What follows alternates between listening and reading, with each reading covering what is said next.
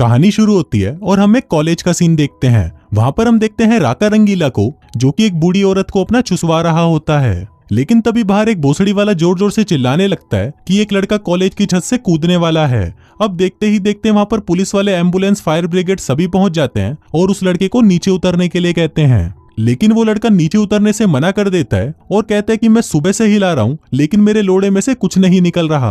अब बिना मुट्ठ मारे जिंदगी जीने से बढ़िया है कि मैं मर ही जाऊं। इसके बाद वो कूदने ही वाला होता है, लेकिन तभी वहां पर राका रंगीला भी पहुंच जाता है, जो कि पूरी तरह नंगा था। वो कहता है कि हमारी जिंदगी में कई बार ऐसा होता है कि जो हम करना चाहते हैं वो हो नहीं पाता। अब तुम ही देख लो, तुम सुबह से मुट्ठ मार रहे हो लेकिन तुम्हारा निकल नहीं रहा। लेकिन इससे तुम्हें निराश नहीं होना चाहिए, तुम रोज ट्राई करते रहो और फिर देखना एक ना एक दिन तुम्हारा जरूर निकलेगा।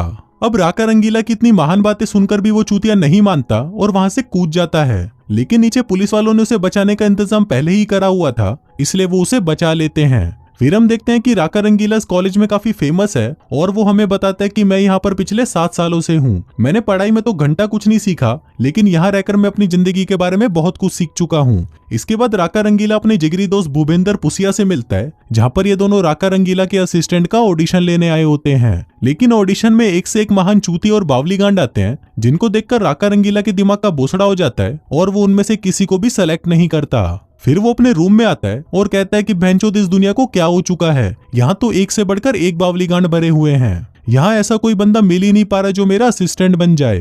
तभी उसके रूम की घंटी बजती है और वहां पर एक लड़का आता है, जो कि राका रंगीला के असिस्टेंट बनने का ऑडिशन देने आया था। फिर राका रंगीला उससे पूछता है कि तुम्हारा नाम क्या है, तो वो बताता है कि मैं चंपक चमन चूतिया भोसड़ाबाद से। वो कहता है कि क्या, कहाँ से हो तुम? चंपक कहता है कि मैं भोसड़ाबाद से हूँ, जो झाटुस्तान के पास में है, और वहां से मैं एक एक्सचेंज स्टूडेंट हूँ। वो बताता है कि मैं यहाँ पर सिर्फ कुछ ही दिनों के लिए हूँ, इसलिए मैं अपने बचे हुए दिनों में आपका असिस्टेंट बनना चाहता हूँ। राका रंगीला पूछता है कि अच्छा, तो तुम यहाँ पर क्या करने आए हो? जिस पर चंपक कहता है कि मैं यहाँ पर एक अमेरिकन लड़की को बजाने आया हूँ। मैं उसको हर पोजीशन में ठोकना चाहता हूँ, बस मुझे एक अमेरिकन लड़की मिल जाए जिसकी चूचियां बड़ी बड़ी हो और उसके नीचे एक भी झाट का बाल ना हो। जिसके बाद मैं उसे अपने घोड़े पर बिठाऊंगा और उसे ऐसे हिलाऊंगा कि मुझे मजा ही आ जाएगा। लेकिन उससे पहले मैं आपका असिस्टेंट बनना चाहता हूँ। अब राका रंगीला उसकी बातों से इतना ज्यादा इंप्रेस हो जाता है कि वो उसे अपनी असिस्टेंट की पोस्ट पर रख लेता है। इसके बाद हम एक सुंदर सी लड़की को देखते हैं, जिसका नाम बब्बेश्वरी होता है और वो कॉलेज के न्यूज डिपार्टमेंट की एक जर्नलिस्ट होती है।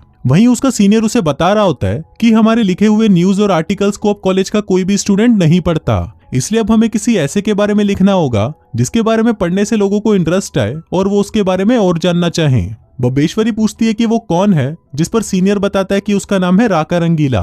वहीं दूसरी तरफ हम राका रंगीला को देखते हैं, जो कि चंपक के साथ अपनी राम प्यारी पर बैठकर कॉलेज आता है। फिर वो लोग बास्केटबॉल का मैच देखने जाते हैं, जहां पर उनके कॉलेज के प्लेयर्स बुरी तरह हार रहे थे। तभी ब्रेक के दौरान राका रंगीला चुपके से उनके लॉकर रूम में पहुंच जाता है और उनको कहता है कि भोसड़ी वालों, तुम लोग ये क्या कर रहे हो? तुम सभी अपने हाथों को जरा तेज चलाओ, जैसे तुम अपना घोड़ा हिलाने में चलाते हो। और तुम तो इतने काले हो कि भैंचोद रात को दिखते भी नहीं होगे, लेकिन फिर भी तुमसे एक भी बॉल बास्केट में नहीं डाली जाती। इसलिए अब ध्यान से सुनो, तुम्हें कैसे भी ये मैच जीतना ही होगा, क्योंकि अगर तुम ये मैच जीत जाओगे तो कॉलेज की सभी लड़कियां तुम्हारा घोड़ा लेने के लिए तुम्हारे पास आएंगी। अब उसकी ये दमदार स्पीच सुनकर सभी प्लेयर्स को जोश आ जाता है, जिसके बाद वो अपनी गांड का पूरा जोर इस गेम को खेलने में लगा देते हैं और फाइनली इस मैच को जीत जाते हैं। इसके बाद हम देखते हैं मांगीलाल मुर्दाबाद को, जो कि कॉलेज के सबसे अमीर और पढ़ाकू लोगों के ग्रुप का लीडर होता है। तभी उसके पास बब्बेश्वरी आती है, जो उसकी गर्लफ्रेंड होती है। वो उसे कहती है कि जल्दी चलो, हमें गचागच भी करना है। लेकिन मांगीलाल उसे कहता है कि डार्लिंग, मैंने तुम्हें 9:30 बजे कहा था, लेकिन अभी 9:15 ही बजे हैं,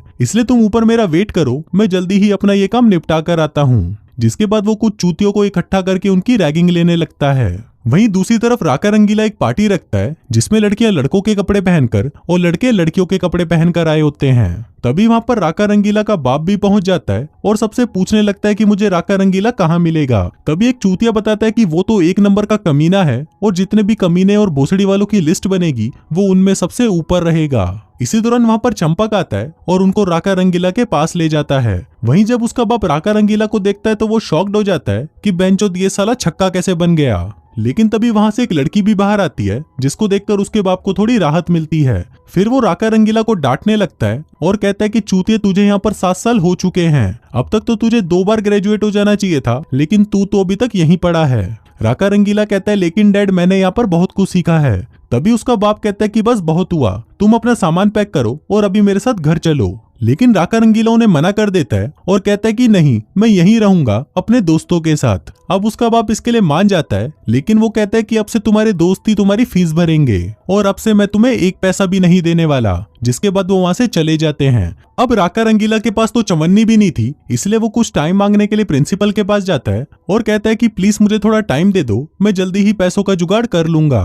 अब प्रिंसिपल भी इसके लिए मान जाती है, लेकिन इसके बदले वो कहती है कि तुम्हें मेरी जंग लगी मशीन में थोड़ा तेल डालना होगा। जिसके बाद वो उसके साथ वहीं गचागच करना शुरू कर देती है। अब राका रंगीला पूरी तरह कंगला हो चुका था, इसलिए वो चंपक से कहता है कि सॉरी चंपक, लेकिन अब मैं तुम्हें कोई भी पैसे नहीं दे सकता, इसलिए अगर तुम ये काम छोड़कर जाना चाहते हो तो चले जाओ। लेकिन चंपक कहता है कि नहीं सर, एक सैनिक कभी भी अपने मालिक को छोड़कर नहीं जाता जबकि उसे पता होता है कि वो मुसीबत में है। तुम चिंता मत करो, मैं तुमसे पैसे लिए बिना ही तुम्हारे साथ काम करूंगा। अब इससे खुश होकर राका रंगीला उसे एक डांस बार में ले जाता है ताकि वो नंगी लड़कियों को देखकर अपना घोड़ा हिलाए और रिलैक्स हो जाए। लेकिन तभी वहां पर एक लड़की आती है और वो इतना जोर से पादती है कि वहां पर तूफान आ जाता है। अब उसकी पादने की शक्ति से चंपक इंप्रेस हो जाता है और कहता है कि हमारे देश में अभी तक औरतों में पादने की कला इतनी विकसित नहीं हुई है। फिर राका रंगीला उसे बताता है कि ये लड़की यहाँ पर बहुत टाइम से है और इससे पहले ये टीचर थी। तभी चमन कहता है कि काश मेरी भी टीचर ऐसी होती। अब ये बात सुनते ही राका रंगीला के दिमाग में एक आइडिया आता है, जिसके बाद वो एक ट्यूशन सेंटर खोलता है जहाँ पर पढ़ाई में कमजोर लड़कों को वो नंगी लड़कियां पढ़ाई करवाने लगती हैं, जिससे लड़कों का फोकस पढ़ाई में ज्यादा रहता है, क्योंकि जब वो लड़के क्वेश्चन का सही जवाब देते हैं तो वो लड़कियां उन्हें अपने बब्बे दिखाती हैं। अब राका रंगीला का ये कोचिंग सेंटर का बिजनेस बहुत अच्छा चल जाता है और वो इससे बहुत सारे पैसे भी कमा लेता है। इसके बाद हम बब्बेश्वरी को देखते हैं जो कि राका रंगीला के पास आती है।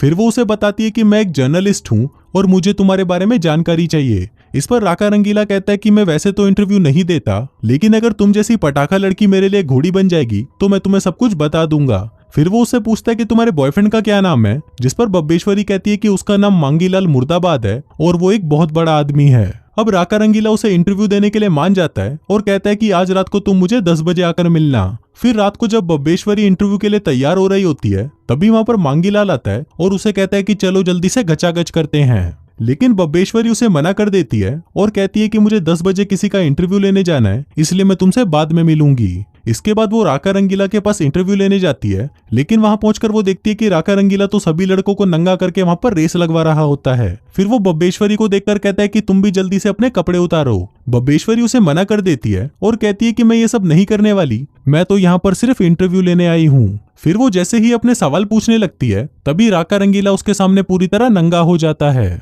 अब उसका बड़ा सा घोड़ा देखकर बब्बेश्वरी घबरा जाती है और वहां से भाग जाती है। फिर अगली सुबह चंपक उनके पास आता है और कहता है कि कॉलेज फीस जमा कराने के लिए हमारे पास सिर्फ कुछ ही दिन बचे हैं और हमें अभी भी $1200 की और जरूरत है। अब वो सभी पैसों के जुगाड़ के बारे में सोच ही रहे होते हैं कि तभी वहां पर एक बावली गांड आता है और कहता है कि सर सिर्फ आप ही हो जो हमारी मदद कर सकते हो।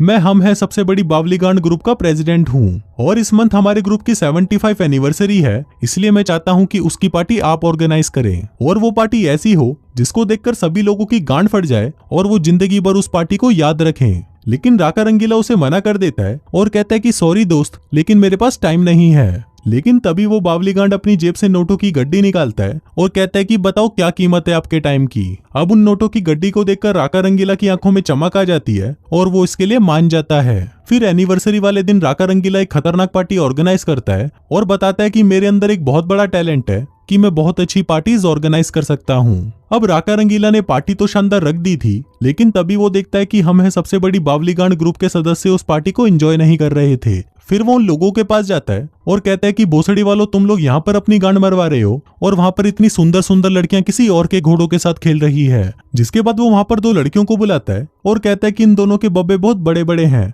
और इनको ऐसे लड़के चाहिए जिनके घोड़े भी बड़े बड़े हों। तभी वहां पर बब्बेश्वरी भी आ जाती है और कहती है कि मुझे तुम्हारा इंटरव्यू लेना ही है। लेकिन राका रंगीला काम में थोड़ा बिजी था तो वो वहां से चला जाता है। तभी उसके जाते ही वहां पर 2 बावली गांड आते हैं और कहते हैं कि राका रंगीला ने तो बहुत शानदार पार्टी दी है और ऐसी पार्टी के लिए तो मैं उसे कई ज्यादा पैसे दे देता। अब उन दोनों की ये बातें वहां बब्बेश्वरी भी सुन रही होती है, जिसके बाद अगले दिन वो न्यूज़पेपर में ये छाप देती है कि राका रंगीला एक पार्टी दलाल है और वो लोगों से पैसे लेकर पार्टी देता है। अब धीरे धीरे ये बात पूरे कॉलेज में फैल जाती है, जिससे राका रंगीला को बब्बेश्वरी पर बहुत गुस्सा आता है और वो कहता है कि इस साली बब्बेश्वरी ने तो मेरी पूरी इमेज खराब कर दी। मुझे तो विश्वास ही नहीं होता कि वो मेरे बारे में ये सब भी लिख सकती है। लेकिन कुछ ही देर बाद वो देखता है कि उसकी इस खबर से उन लोगों को लगातार कॉल्स आने लगते हैं जो उन्हें मुंह मांगी कीमत देने को तैयार थे अपने यहाँ पर पार्टी करवाने के लिए। फिर चमन उसे बताता है कि इस लड़की की वजह से ही पूरा कॉलेज सिर्फ तुमसे ही पार्टी करवाना चाहता है, जिसका मतलब अब तुम्हारे पास पैसों की बाढ़ आने वाली है। अब ये सुनकर राका रंगीला खुश हो जाता है और वो बब्बेश्वरी को इंटरव्यू देने के लिए मान जाता है। वो कहता है कि कल रात एक फंक्शन है, अगर तुम वहां पर आ जाती हो तो मैं तुम्हें इंटरव्यू दे दूंगा। फिर इसके बाद हम देखते हैं कि राका रंगीला एक से बढ़कर एक खतरनाक पार्टीज देने लगता है, जिससे उसके पास इतना पैसा आ जाता है कि वो अगले 3 साल तक भी यहाँ पर आराम से रह सकता है। तभी वहां पर भूपेंद्र पुसिया आता है जो कि एक ट्यूब से गांजा मारने की कोशिश कर रहा था। तभी चमन उसे देख लेता है और उसे कहता है कि तुम्हें ये कहाँ से मिला। भूपेंद्र कहता है कि मुझे ये तुम्हारे सामान में पड़ा मिला, लेकिन इससे तो कुछ हो ही नहीं रहा। तभी चमन कहता है कि अबे चूतिया, ये गांजा मारने के लिए नहीं है, बल्कि इसमें तो मैं मुट्ठ मारता हूँ। वहीं दूसरी तरफ हम बब्बेश्वरी और मांगीलाल को देखते हैं जो कि घचाघच मचा रहे होते हैं, लेकिन मांगीलाल का 10 सेकंड में ही शीघ्र पतन हो जाता है, जिससे वो बब्बेश्वरी को संतुष्ट नहीं कर पाता। फिर जब वो उठकर वहां से जाने लगता है तो उसकी छोटी लुल्ली देखकर बब्बेश्वरी की हंसी छूट जाती है। फिर उसी रात जब राका रंगीला एक पार्टी में था तो उसे बब्बेश्वरी की चिट्ठी मिलती है जो उसे आज रात अपने घर पर डिनर के लिए इनवाइट करती है। अब राका रंगीला को उसमें कुछ गड़बड़ तो लग रही थी, लेकिन वो फिर भी डिनर के लिए उसके घर पर चला जाता है। लेकिन वहां पहुंचने पर उसे पता चलता है कि वो चिट्ठी मांगीलाल ने भेजी थी, क्योंकि उसे पसंद नहीं था कि बब्बेश्वरी उसकी पार्टी में जाती है। इसलिए वो बड़े बड़े लोगों के सामने राका रंगीला को नीचा दिखाना चाहता था। अब वहां पर सभी बड़े बड़े डॉक्टर्स थे जो उससे उसके फ्यूचर के बारे में पूछने लगते हैं, लेकिन राका रंगीला को तो कुछ पता ही नहीं था कि उसे फ्यूचर में क्या करना है। इसलिए वो टॉपिक को बदल देता है और उन सभी को गांजे का नशा करा देता है, जिससे वो सभी भंड हो जाते हैं और उल्टी सीधी हरकतें करने लगते हैं। फिर अगले दिन बब्बेश्वरी राका रंगीला से मिलती है और उससे कल रात के लिए माफी मांगती है। इस पर राका रंगीला कहता है कि नहीं, इसमें तुम्हारी कोई गलती नहीं है, सारी गलती तो तुम्हारे बॉयफ्रेंड मांगीलाल की है। अब राका रंगीला को मांगीलाल को सबक सिखाना था, जिसके लिए वो बहुत सारे क्रीम रोल्स मंगवाता है और उसके अंदर से सारी क्रीम बाहर निकाल देता है। जिसके बाद वो उस क्रीम रोल को अपने कुत्ते के पास ले जाता है और फिर उन रोल्स के अंदर अपने कुत्ते का मुट्ठ भर देता है। वहीं दूसरी तरफ हम मांगीलाल मुर्दाबाद को देखते हैं, जिसके घर पर एक पार्सल आता है जिसके अंदर वही मुट्ठ वाले क्रीम रोल्स थे जो कि राका रंगीला ने उसके लिए भेजे थे।